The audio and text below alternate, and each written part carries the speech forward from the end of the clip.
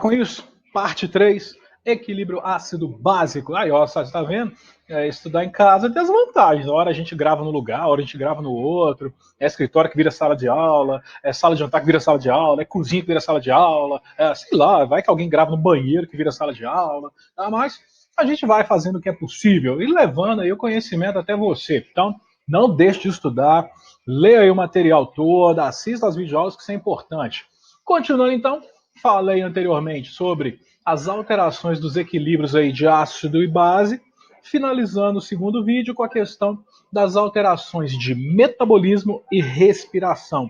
Então, o processo metabólico e respiratório alteram sim as condições ácido-básicas do organismo. E dando sequência ao processo, essas alterações que ocorrem no organismo, esses desequilíbrios que vão surgindo entre os níveis de ácido e base, podem provocar aumento da resistência vascular pulmonar, aumenta a resistência dos vasos no sistema pulmonar, o que pode alterar o fluxo sanguíneo, a troca gasosa, reduz a resistência vascular sistêmica, ou seja, vai diminuir a resistência dos vasos em periferia, hiperexpandindo mais facilmente, fazendo uma vasodilatação mais facilmente, o que pode gerar, por exemplo, uma hipotensão no paciente.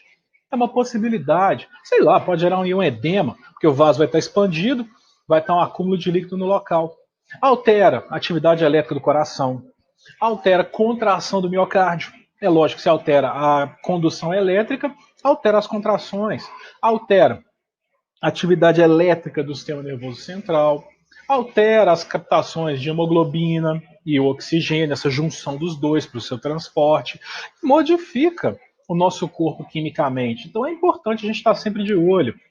Os desvios podem, se ocorrer rapidamente, é mal tolerado, pode até ameaçar a vida. Esses desequilíbrios forem muito rápidos. Quer ver só?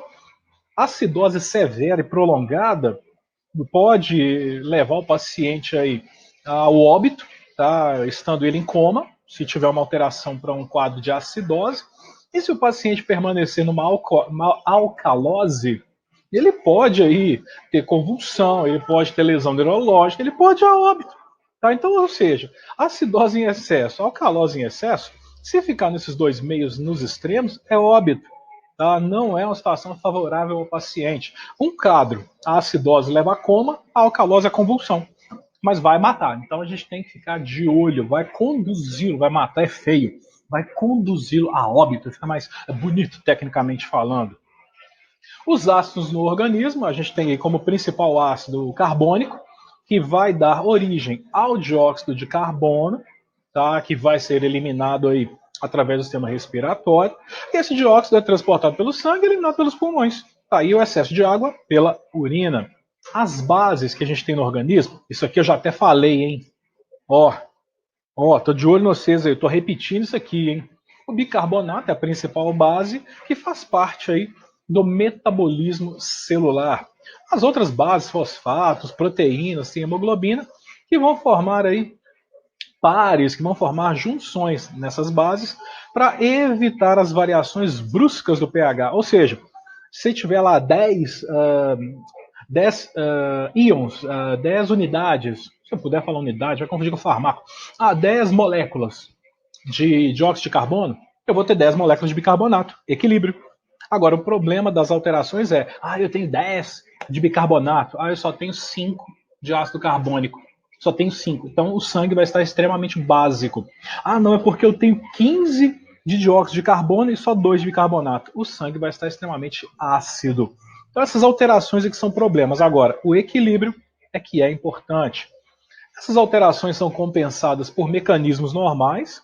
Naturalmente, o nosso corpo trabalha para modificar essa alteração e elas podem acontecer, para lembrar, sistema urinário, sistema respiratório e o tampão químico, que vão corrigir essas modificações dos ácidos e bases. Inicialmente, tenta restaurar ao normal o que está aí na corrente sanguínea. O diagnóstico dessas modificações é o que a gente falou lá atrás, desde o início. Sangue é através da gasometria. E claro, faz a coleta aí de eletrólitos, faz o cálculo, aí é o que eu falei com vocês do médico lá, aquele que vai estar pegando esses dados direitinhos. Faz o cálculo do intervalo iônico. Amnion Gap. Ou, se houver aí uma acidose metabólica, ele vai calcular o intervalo delta e a fórmula de Winter. Esquenta a cabeça com isso não. Essa é condição médica, isso é crime. Não precisa nem ficar entrando no zap lá para perguntar, professor, o que tá falando de Winter? Isso é condição médica, pode ficar tranquilo. Tá? O importante é saber que a gasometria é que pode te dar uma base de conhecimento. Gasometria é a coleta de sangue diretamente na artéria, que aí você vai ter aí uma avaliação geral do sangue que está saindo do coração antes de chegar nas células. Isso é importante porque aí chegando na célula, transporta nutriente, oxigênio, capta as excretas, gás carbônico, então vai ter modificação dos valores. Por isso que é feito diretamente na característica arterial, dentro de uma artéria. A gasometria média e o pH e o PCOH, o pH sanguíneo, potencial hidrogeniônico e o potencial de gás carbônico presente, e existe esse equilíbrio através aí do sangue arterial, como está aqui presente.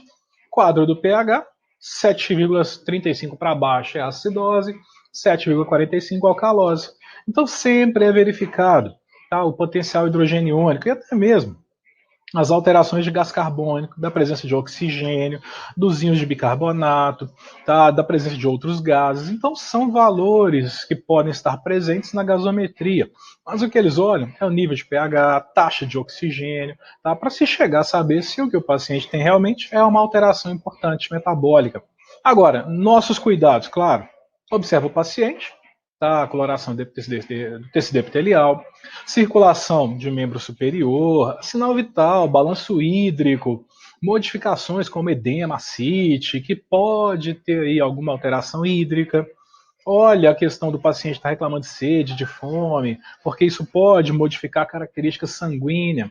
Se tem vômito, diarreia, a condição da função renal, do volume de urina, cor, o aspecto, o pH urinário, porque isso pode ser modificado e altera o equilíbrio ácido básico.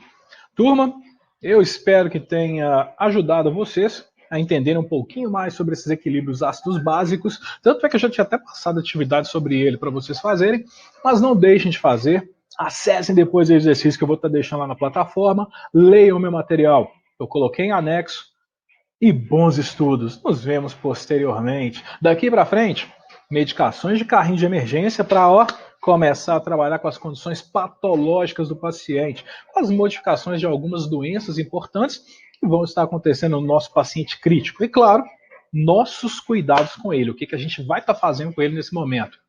Abraço a todos.